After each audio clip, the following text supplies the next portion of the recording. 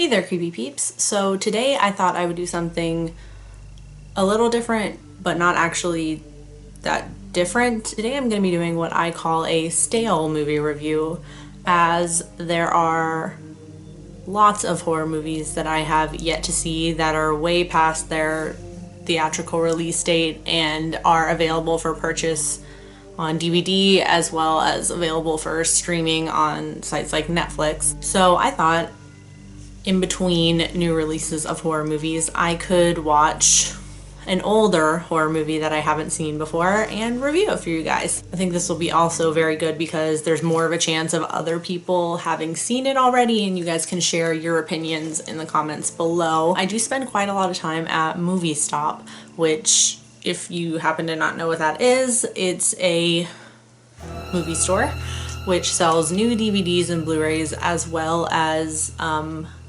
used DVDs on the cheap, which I really like. So the last time I was there, I picked up the Lords of Salem, which is one of those movies.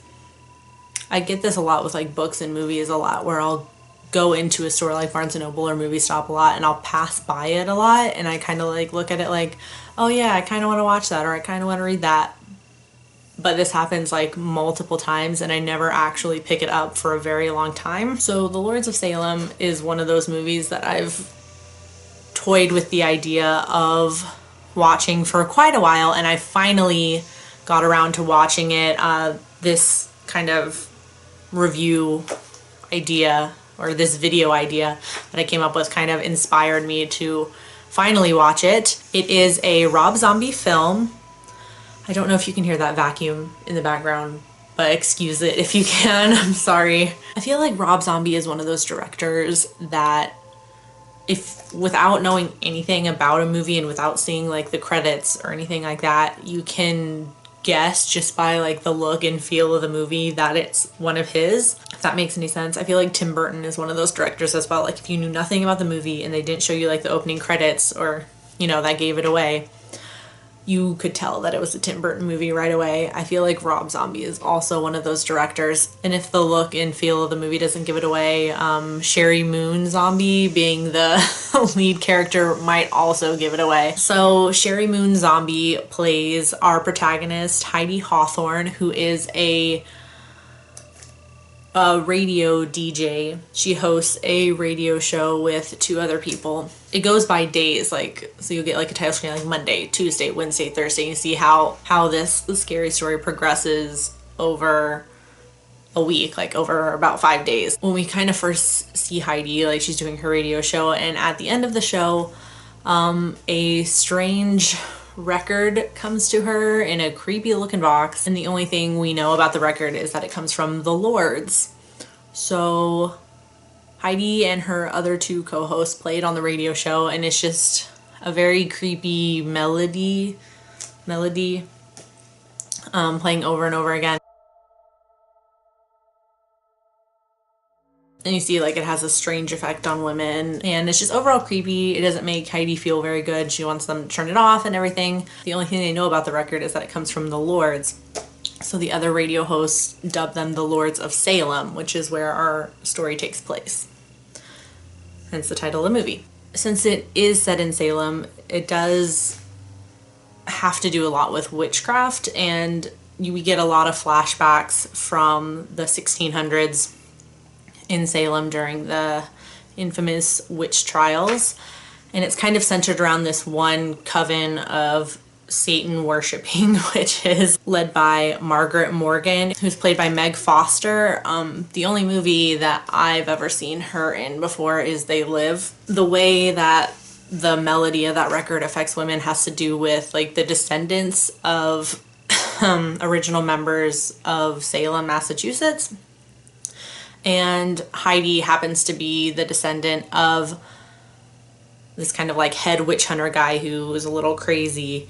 And I guess for whatever reason, her being a descendant of this witch hunter makes her the vessel for the witches, for Satan, I guess, to be born into this world. I'm pretty sure it was Satan. When she finally does like give birth to this thing, it looks like one of those like the face clingers from Alien. I really liked the look and the style of this movie, like the clothing style. Even though it's set in modern day, or mostly modern day, or so I assume. It doesn't really say, but you kind of get that feeling. The characters wear a lot of dated clothes, I guess. They wear, they look very like 70s kind of clothes, even though this isn't set in the 70s.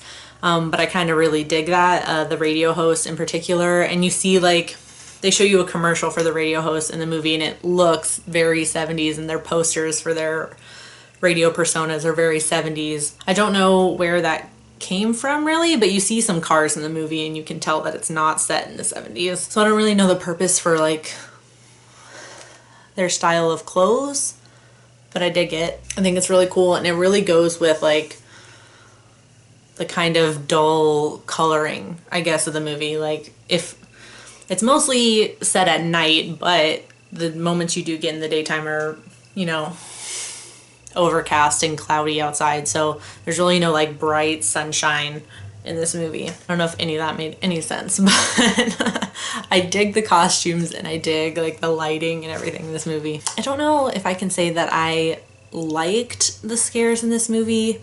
There are some of your traditional jump scares. It's gonna be really weird to explain, but the way Zombie like set up tension in this movie didn't really work for me. Like, there's a lot of moments where you can tell it's like it's a subtle scare. Like, I think in the previews they show one scene where Heidi walks past an open doorway and she just walks by it kind of quickly, and you just see a creepy like naked witch standing there like staring all creepily at her, and she just walks right past it, and that's the end of the scene. And there's one or two other instances like that in the movie where it's like something in the background that Heidi doesn't notice, and she's just kind of going about her daily routine or whatever she's doing in that scene, and then the scene just ends and there's no real payoff, and it doesn't really work to build the tension. It kind of starts to build it, like you're kind of tense, and it's a tense scare, not a jump scare, so it kind of starts to build it, and then the scene ends, and then it just kind of kills the tension, and then it restarts again when it starts another one of those scenes.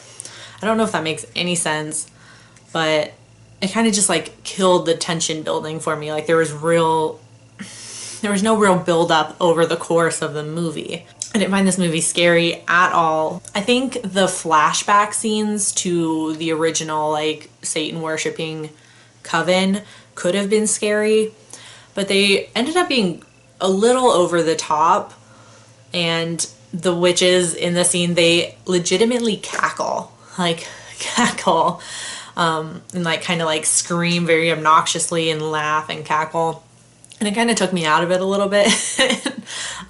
It came off as comical to me anyway. So just personally for me, that didn't really work. I feel like it could have been much creepier. I might want to watch it again to see if I can try and understand the ending, because basically the way it culminates is like the Lords, like they played this record, and then like the next day the radio hosts are like, oh, the Lords are coming to Salem. They're gonna put on a live show at this theater, and it ends up being like the original coven of witches, like basically coming back with the help, I assume, of Heidi's landlord or her landlady and her two sisters, who one of the sisters is actually played by Patricia Quinn. If you remember from Rocky Horror Picture Show, she plays Magenta, which I thought was really cool. I love Rocky Horror Picture Show. So Heidi's landlady and her sisters are very obviously in on this. Like, you can tell as soon as you meet the landlady's sisters, you know something's up with them, and it's no surprise at all that they end up kind of being part of this modern coven of Satan worshippers. But basically the old coven comes back as well, and they kind of draw all of the horrors of Satan to this theater, and some weird stuff happens with Heidi, and she gives birth to the face clinger thing from Alien, and then all the women are naked and then dead. And you hear at the very end, when all this crazy shit happens, like you hear like a radio or a news broadcast saying like all of these women were found dead and Heidi is missing. So I didn't really understand what happens at the end. And I was watching and paying attention to the movie. I feel like I kind of want to watch it again though to see if I can pick up on some other things. I don't know that I would watch it beyond 2 times. It was alright for what it was. I just wasn't particularly impressed by it, and the kind of ratings I did see before I watched the movie were kind of wishy-washy. They weren't saying it was bad, but they weren't saying it was amazing either. Those are my thoughts kind of on The Lords of Salem by Rob Zombie. I would recommend checking it out maybe if you haven't seen it already. And if you have, please let me know what your thoughts are in the comments below. I would love to hear what you guys thought of the ending, and maybe if you can explain it to me, that would be fantastic. Or just give me some hints or something. I think I'm gonna watch it again to see if I can kind of figure it out for myself or notice some other things I didn't notice before. There's a lot of noise going on in the background of this video. Now there's a sink. Sorry. So yeah, that's all I have for you for this video. And if you feel so inclined, like and subscribe, and I will see you guys next time. Until then, stay strange.